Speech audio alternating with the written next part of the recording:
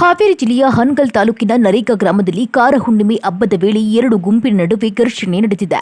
ಆ ಕುರಿತು ಒಂದು ವರದಿ ಇಲ್ಲಿದೆ ನೋಡಿ. ಹೌದು, ಕಾರ ಹುಣ್ಣಿಮೆ ಹಬ್ಬದ ಸಂದರ್ಭದಲ್ಲಿ ಹೋರಿ ಓಡಿಸುವ ಕಾರ್ಯಕ್ರಮ ನಡೆಯುತ್ತಿದ್ದ ವೇಳೆ ಮಸೀದಿ ಸಮೀಪ ಪಟಾಕಿ ಸಿಡಿಸಿದ ವಿಚಾರಕ್ಕೆ ಎರಡು ಗುಂಪಿನ ನಡುವೆ ಮಾತಿನ ಚಕಮಕಿ ಆರಂಭವಾಗಿದೆ. ಬಳಿಕ ಅದು ತೀವ್ರ ಘರ್ಷಣೆಗೆ ತಿರುಗಿ ಕುಡುಗೋಲಿನಿಂದ ಹಲ್ಲೆ ನಡೆಸಲಾಗಿದೆ ಎಂಬ ಆರೋಪ ಕೇಳಿಬಂದಿದೆ. ಇನ್ನು ಈ ಘಟನೆಯಲ್ಲಿ 8 ಮಂದಿ ಗಾಯಗೊಂಡಿದ್ದು, ಮೂವರನ್ನ ಹುಬ್ಬಳ್ಳಿಯ ಕಿಮ್ಸ್ ಆಸ್ಪತ್ರೆಗೆ ದಾಖಲಿಸಲಾಗಿದೆ. ಉಳಿದವರಿಗೆ ಜಿಲ್ಲಾ ಆಸ್ಪತ್ರೆಯಲ್ಲಿ ಚಿಕಿತ್ಸೆ ನೀಡಲಾಗುತ್ತಿದೆ. ಬಳಿಕ ಘಟನಾ ಸ್ಥಳಕ್ಕೆ ಪೊಲೀಸರು ಆಗಮಿಸಿ ಪರಿಸ್ಥಿತಿಯನ್ನ ನಿಯಂತ್ರಣಕ್ಕೆ ತಂದಿದ್ದಾರೆ. ಇನ್ನು ಈ ಪ್ರಕರಣದಲ್ಲಿ 26 ಮಂದಿಯನ್ನ ಆರೋಪಿಗಳನ್ನಾಗಿ ಉಲ್ಲೇಖಿಸಿ ತನಿಖೆ ಮುಂದುವರೆದಿದೆ. ಸದ್ಯ ನರೇಗಲ್ ಗ್ರಾಮದಲ್ಲಿ ಪರಿಸ್ಥಿತಿ ನಿಯಂತ್ರಣದಲ್ಲಿದ್ದು, ಯಾವುದೇ ಅಹಿತಕರ ಘಟನೆ ನಡೆಯದಂತೆ ಪೊಲೀಸರು ಕಟ್ಟೆಚ್ಚರಿಕೆ ವಹಿಸಿದ್ದಾರೆ. Naregal Aduru police station limits ನರೇಗಲ್ಲಲ್ಲಿ ಕಾರುಣ್ಯ ಪ್ರಯುಕ್ತ ಕರುಗಳಿಗೆ ಬಣ್ಣ ಹಚ್ಕೊಂಡು ಹೋಗುವ ಸಂದರ್ಭದಲ್ಲಿ ಮಸೀದಿ ಮತ್ತು ಗ್ರಾಮ ಪಂಚಾಯತಿ ಬಿಲ್ಡಿಂಗ್ ಅಕ್ಕಪಕ್ಕ ಇದೆ. ಆ ಜಾಗದಲ್ಲಿ ಪಟಾಕಿ ಹಚ್ಚಿದ್ರು ಅಂಥೇಳಿ ಒಬ್ಬ ಖಾಜಾ ಅನ್ನೋ ಹುಡುಗ ಮತ್ತು ಲೋಹಿತ್ ಅನ್ನೋ ಇಬ್ಬರು ಹುಡುಗರ ಮಧ್ಯೆ ಸ್ವಲ್ಪ ವಾದ ವಿವಾದ ಆಗಿ ಖಾಜಾ ಅನ್ನೋನು ಲೋಹಿತಿಗೆ ಹೊಡೆದ ಅಂತ ಹೇಳ್ತಾ ಇದ್ದಾರೆ.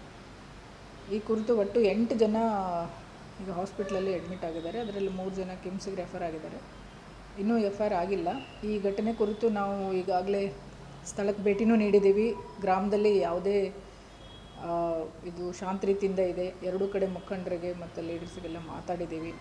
ಅಲ್ಲಿ ಏನೂ ಸಮಸ್ಯೆ ಇಲ್ಲ. ಯಾರು ಈ ಥರ ವೈಯಕ್ತಿಕ ಇದಕ್ಕೆ ಜಗಳಾಡಿದ್ದಾರೆ ಅವ್ರ ಮೇಲೆ ಈಗ ಕಾನೂನು ಕ್ರಮ ಜರುಗಿಸಲಾಗ್ತದೆ. ಕಂಪ್ಲೇಂಟ್ ಕೊಡೋಕ್ಕೆ ಇವಾಗ ಬರ್ತಾ ಇದ್ದಾರೆ. ನಾವು ಇನ್ನು ಫರ್ದರ್ FIR ಮಾಡಿಕೊಂಡು ಮುಂದಿನ ಕ್ರಮ ತಗೊಳ್ತೀವಿ. ಇಲ್ಲ ಇಲ್ಲ ಅದು ಏನೂ ಇಲ್ಲವೇ ಇಲ್ಲ. ಊರಲ್ಲಿ ನಾನೇ ವಿಸಿಟ್ ಮಾಡಿ ಬಂದಿದ್ದೀನಿ. ಎರಡೂ ಕಡೆ ಇವರು ಲೀಡರ್ಸಿಗೆ ನಾನು ಆವಾಗಲೇ ಹೇಳಿದಂಗೆ ಎರಡೂ ಕಡೆ ಲೀಡರ್ಸಿಗೂ ಮಾತಾಡಿದ್ದೀನಿ. ಅಲ್ಲಿ ಯಾರೂ ಇವ್ರಿಗೆ ಜಗಳಾಡಿದವ್ರಿಗೆ ಯಾರೂ ಸಪೋರ್ಟ್ ಮಾಡ್ತಾ ಇಲ್ಲ.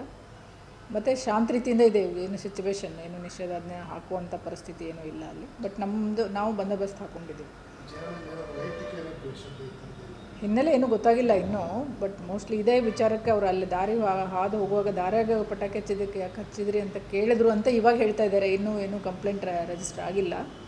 ಮೇಲ್ನೋಟಕ್ಕೆ ನಮಗೇನು ಈಗ ತಿಳಿದು ಬಂದಿದೆ ಅದನ್ನು ಮಾತ್ರ ನಾನು ಈಗ ನಿಮ್ಮ ಹತ್ರ ಹೇಳ್ತಾ ಇದ್ದೀನಿ.